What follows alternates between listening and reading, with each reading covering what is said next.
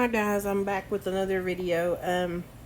Today we're going to review the Magnilink S from Low Vision International. Cheryl Saucier was so kind to send us this device, and I just do a quick little overview review and talk about if we were using this device with the student, and show you some of the options that it offers, and just give you some information from the educational perspective when thinking about our students and what devices would be good with them when we're looking at it based off of our assistive tech evaluations. But I'm going to keep the intro short. I appreciate everybody's support and sticking with me during this crazy time. I know it's been a while since I've put a video up or a post, but I appreciate all your support, and I hope you enjoy the video.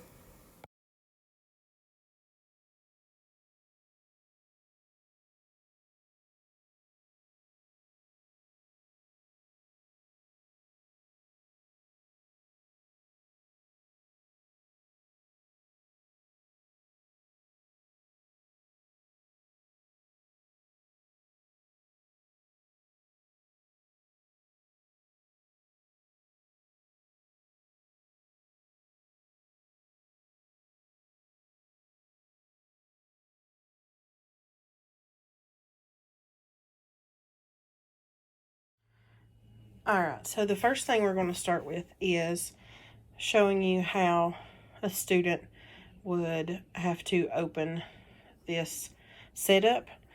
So this section here, which is actually in the middle when it's folded up, is the base. The 2 feet are underneath it and they come out. And then on the top you have the arm, and it folds around to the bottom piece that has the camera on it.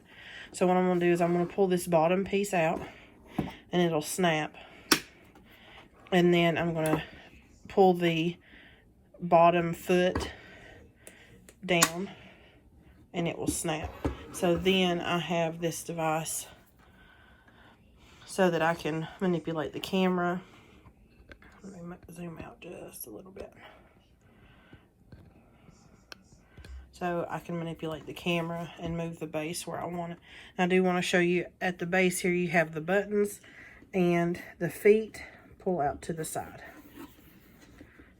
And that can help with stability on the student's desk. And it can adjust so that if they have a smaller work area, it's still pretty stable. At the back of the base is where you have your ports, Ethernet, HDMI, and micro USB, which I think that's what they're calling it. It's like the new Apple cord. It's like what goes in there. Alright, and then this back piece is what plugs into the device to connect everything. So that's the basic overview of the hardware of this device. So what I'm going to do is I'm going to scoot this back, and I will move the camera, and I'll be right back. Okay, so I've got our Surface tablet set up because that's what I'm going to be using for the demonstration today. And then I have our camera set up here. I'm just going to pull it down so you can see that I do have it connected. I've already got the USB and micro USB plugged in, and we're ready to go. And first I wanted to talk about the controls on the device. So we have our camera, and it comes down onto the arm, from the arm to the what I call the foot. You have the little feet that come out on the left and right, and then the controls come toward the user. So the first thing that we may notice is this green light. So that's something that you could check. If it's blinking, it means it's connecting. If it's red, it means that you have an issue with the connection. But I have a solid green light that tells me that I'm good to go. And you can see from the surface screen that everything looks good. So first, right below that, we have our power button. So that turns the system on and off. Then we have our brightness settings. They are to the right of the power, and they're like a half circle shape, and they have 3 lines. So the top one makes the brightness go up, and the bottom one makes the brightness go down. And then we have autofocus, which it kind of looks like to me a little lock icon. It's a circle at the top, and then it's connected to almost like a triangle, but the tip of the triangle's inside the circle. That's just the autofocus. Pressing it once locks the focus, and this is good when you're wanting to write by hand. Then the next one is the zoom control. So we have plus. It's this big orange button right in the middle of the control here that you see me pressing now. And then we have just below it is the minus, which zooms out. Now, just below it on the left and right side, so if your student's using this, you may want to tell them once they go below that button, they'll have to go to the left or the right, because there's this empty space here, and they may use the picture mode and contrasting buttons in lieu of these two, which are the reference line or bar. This adjusts the position of a reference line, and the right hand button moves the line down, or across the screen, I'm sorry, and the left moves it to the left.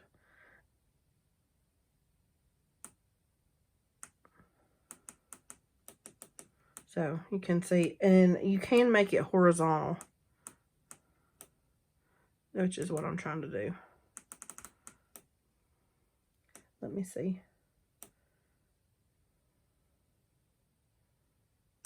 There we go. So if you hold it all the way to the left, it changed to horizontal. And then we can also minimize the screen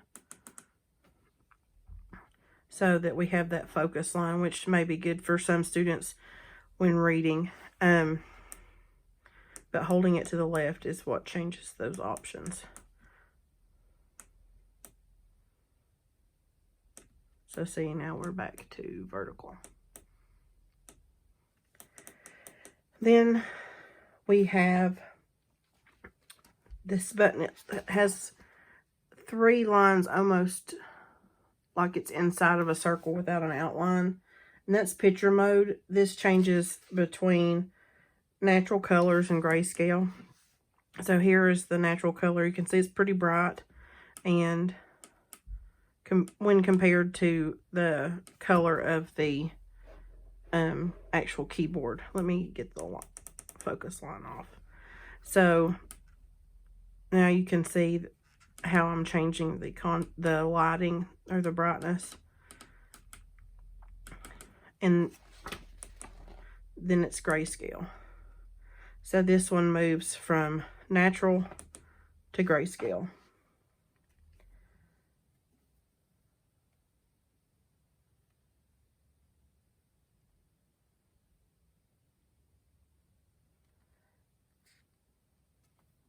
Now, I was just reading because I wanted to make sure.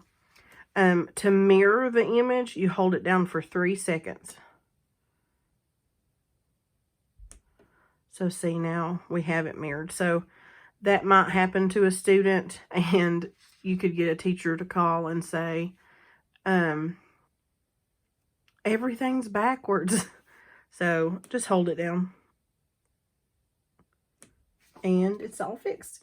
Next, we have the high contrast mode. So I'm going to go back to natural color, and you just press this contrast button, which is basically like a half a circle filled in. But you just press it to switch between colors. So we have black and white, or we had white on black, now we have black on white, yellow on black, and you can adjust the lighting with these so that it looks better. Green on black, black on green, red on black, black on red, yellow on blue, blue on yellow, white on blue, blue on white, and then we're back to white on black. And if you hold this button down for 3 seconds, it rotates the image 180 degrees. So I'm sure that anybody that's used this or has a student that's used it has had an issue with their image being flipped, because I could see a student trying to hold it down too fastly, get to the color option that they want. All right, so now we've seen the controls here, and I want to show you what it will be like for the student at their desk. So you can see that it is showing me the keyboard here, and I can flip it to look at my bookshelf. And when you do that, you have to flip the focus. So, and you can see it automatically zoomed out, and I'm gonna change it back to natural, and I can zoom in. And again, I'm using my controls here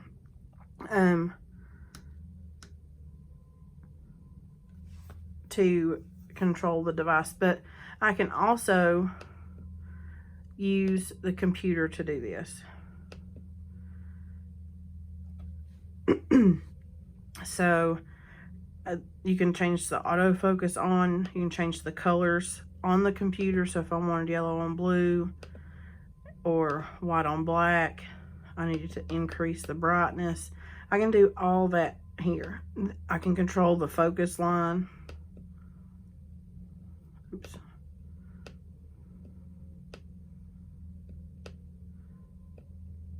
I can save an image, open a previous image, record a video, which we talked about last time on the Magnilink tab, that would be good for students to save a copy of the teacher's demonstration. And we can rotate, mirror, or freeze the image. So I could freeze that and then get ready to work back at my desk. So I've flipped the camera back down and closed the focus. But I still have, maybe the student wants to have their teacher's example. But like I said, you can move the camera around. So if they needed, if the teacher uses 2 different boards or whatever, that is the good thing about this device, that you can move it to fit that and you don't have the device connected, which you could take it out of the Magnilink tab, but so you may not want to encourage a student to do that. But what I'm going to do at the end of this video is make another one and we'll compare them. Now we have OCR. So what I'm going to do, I'm going to scoot my Surface tablet over, and I'm going to find a book somewhere. Well, I'll just use the manual again. Let's see. Let's find, here we go. That page looks good. So I've scooted everything out just a little bit to give me some more room. I'm going to unfreeze my image, and you can see I like to have mine straight, which I'm sure the students do too, or any users of this device would like it to be straight. Nobody wants to read in that direction. But we can see here, I can see my text. It's nice and clear. And autofocus is still on. If I wanted to take it off, I could. But I 9 times out of 10, I'm sure that you're going to want to use the autofocus. So you can see if I use my pen, it focuses on my hand. If I turn it off, then it keeps the focus on what I'm writing. If I were to be writing and not using this pointer. So I'm going to zoom out just a little bit so that we can see how the OCR works. So again, autofocus is on. No, it's still off. I have it off on the controls here. So the orange blinking tells me that something's changed. But I can turn it, if I turn it back on, it will focus on my hand. So just something to think about with your students. That would be an extra tool to teach them. So OCR. So I'm going to click the OCR tab. And let's see.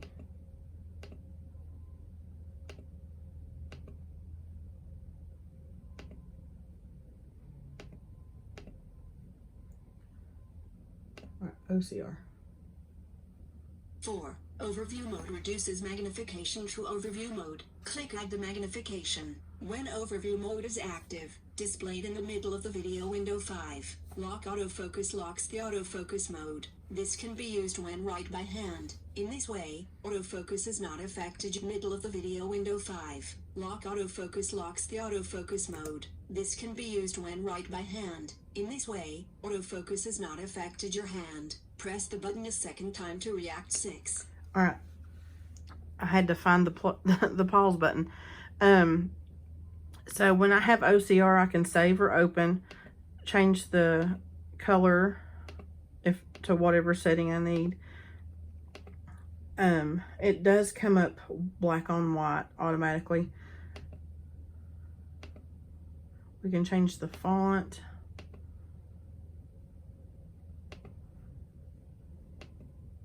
We can change the font size.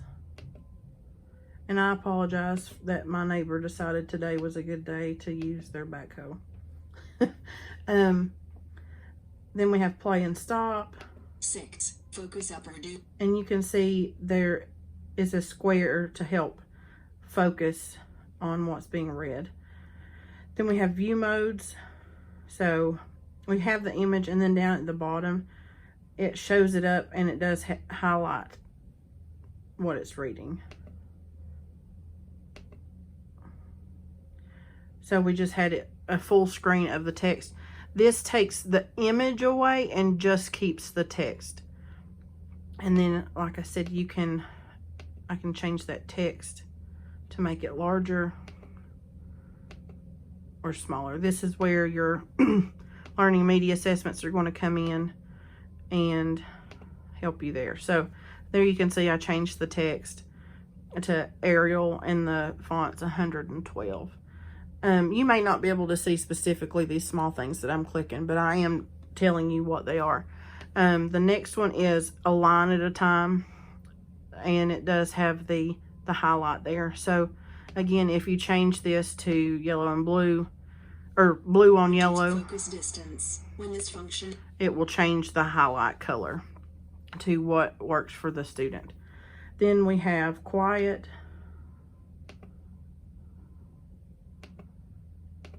So it just changes the viewing mode, but it doesn't read it out loud. We can go forward or we can go back. So quiet mode just scrolls the text. So I'm going to turn that off. Maybe.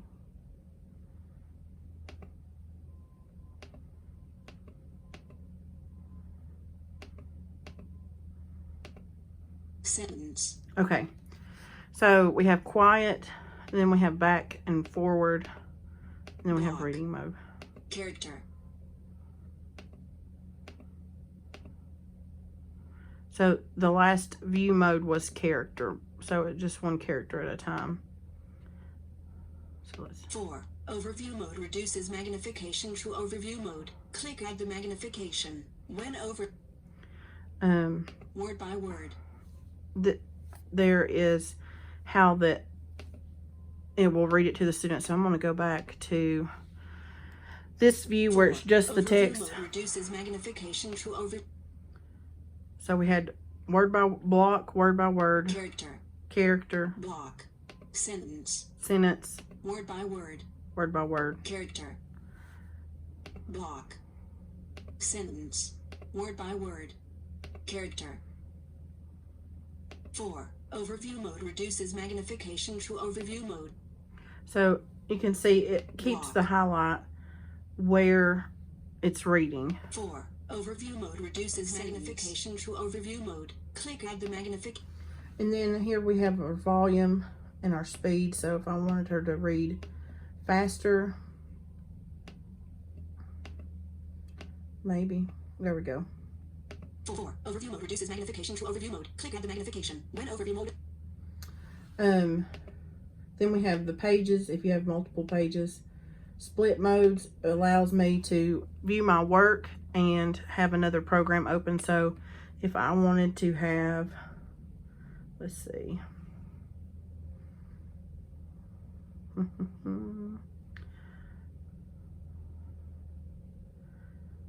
Microsoft Word open.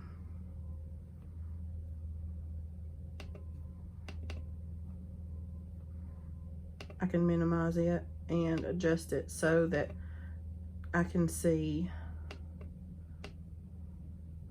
Maybe I'm looking at a textbook and trying to fill out some guided notes. Just all depends on what the assignment is for the student, but this is really nice that you can split that. You can always have it on top so that it doesn't move. You could put the magnification at the bottom or left versus right. And you can always full screen it back. And then those are the three options that you have. So top, bottom, or you could do left or right, depending on what's better for your student. So if they had a field loss or something of that nature.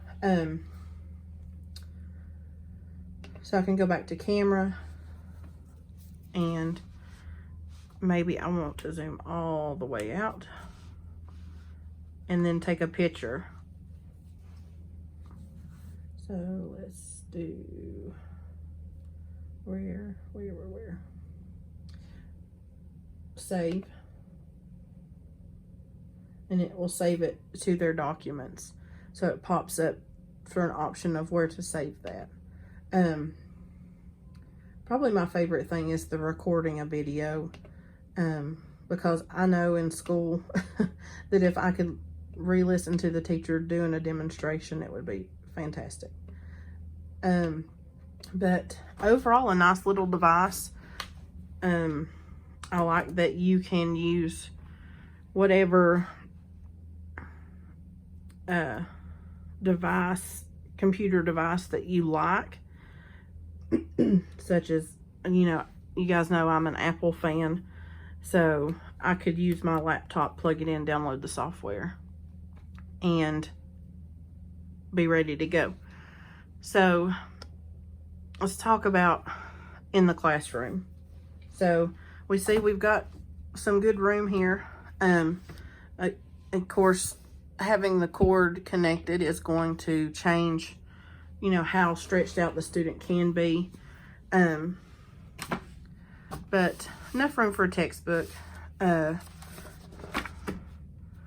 can see that I've got this whole pamphlet here, which the paper size is about 8.5 by 11. So you could potentially have a larger book here.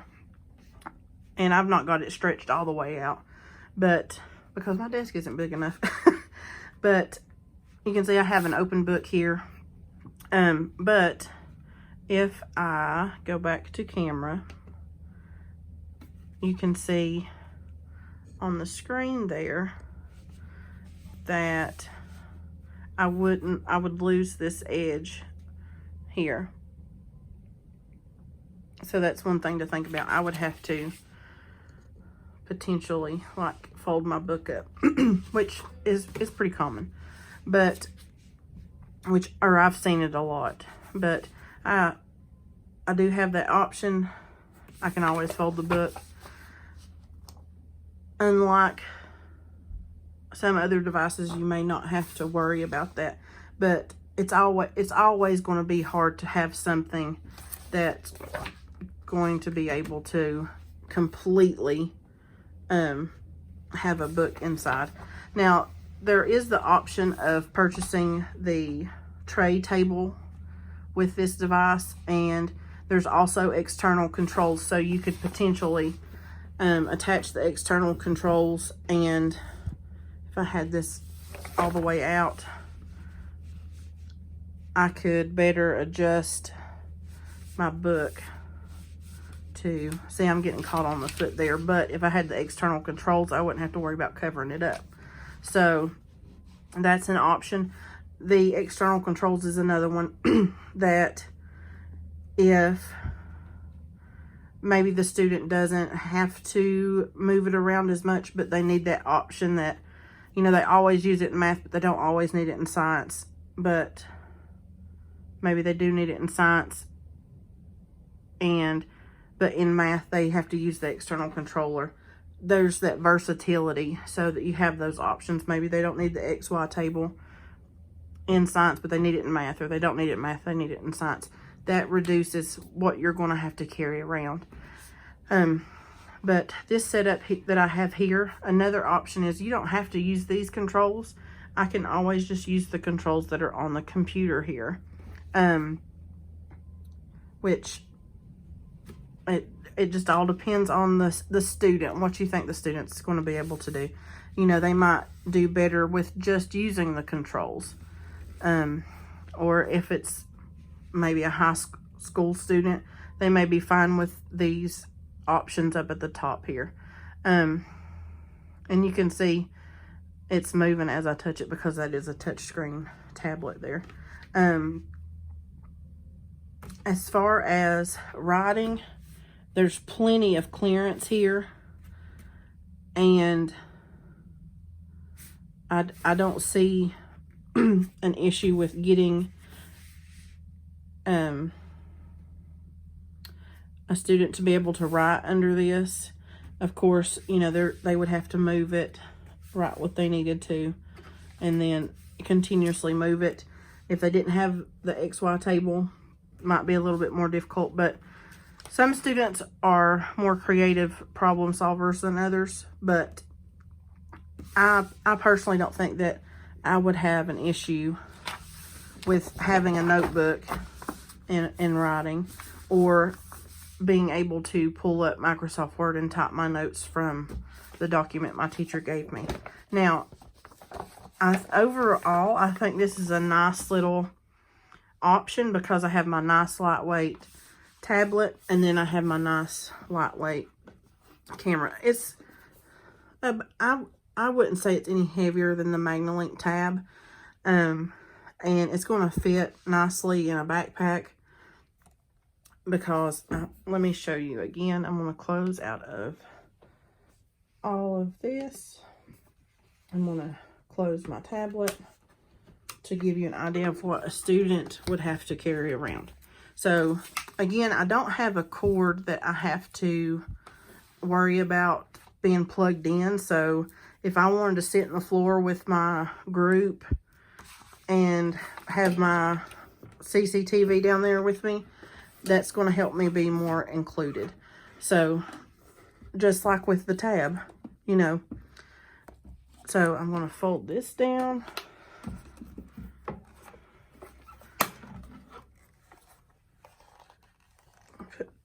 Whoops. Fold my legs in, and there we are. So for this device, what I would be, as a student, what I would be carrying are these. In addition to my books, my notebooks, my paper, my large print devices, my telescope, my cane, whatever I was using. But overall, not bad. Like I said, this is not very heavy at all. It's not hard to set up. It's not very stiff. Pretty easy. Pretty easy. I think that this is a good option. Obviously, you would want to work with your assistive tech evaluation to see what would work good with that student. And also, you know, look at financially what you can do. If you already have this and maybe your system's not going to pay for the tab because with the tablet in it, this is a good maybe option if this is more affordable for your county. And again, I don't talk prices because that's not my place. But I will leave Cheryl's contact information at the end of the video like I did last time, and she would be glad to answer any of your questions about pricing or additional devices that she offers. She is so kind to let us borrow these devices so that I can show you some of the options and talk to you about the student perspective, because like I said, I've talked to people before and they're like, oh, well, it's great for putting on makeup. And I'm like, well, my student's not going to, hopefully our student's not going to be putting on makeup in the middle of class.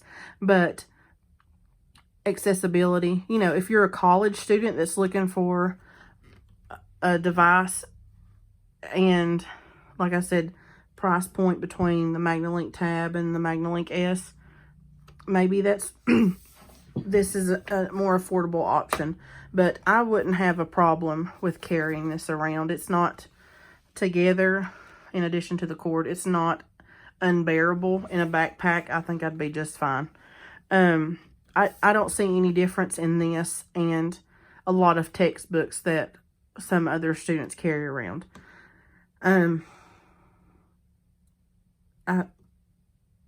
Like I said, overall, I think this is a great device. I like that it's separate.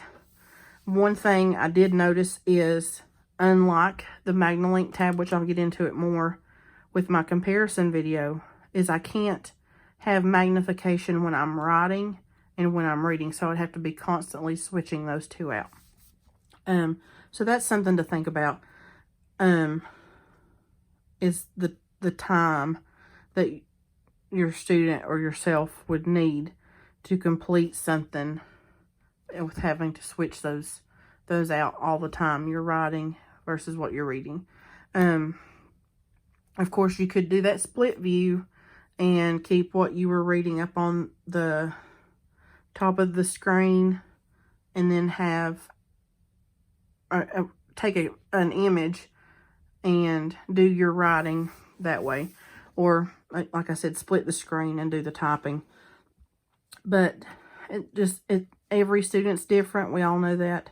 What's going to work for every student's going to be different. I just wanted to show you the device, show you some of the features, and let you guys know what I thought. I think that either device is a good option from the ones that I've showed before. I think that Low Vision International makes good quality products. Like I said, this is not flimsy. It's not going, I don't feel like it's going to break in my hand if I pull it too hard. Now, another thing about the weight of this is, if a student has multiple disabilities, they may not be able to manipulate these pieces and the feet and things like that. If they have low muscle tone or something, it may be hard for them to lift this. Or, you know, there's just a lot of things that go into it as far as if the student has additional disabilities. that you'd have to take into consideration with this one, just like with the Magnilink tab. But I'm going to go ahead and end the video. If you have any questions or want any additional feedback, you're welcome to email me. And again, thanks to Cheryl for loaning this device out to me. I can't express how thankful I am to her for loaning these devices out to me and giving us an opportunity to have the educational impact discussion that we've been over the last 2 videos. You guys have a fantastic day, and I'll see you at the next video. Hi guys, I just wanted to say thanks for watching the video. I hope you enjoyed it. I hope you found it helpful.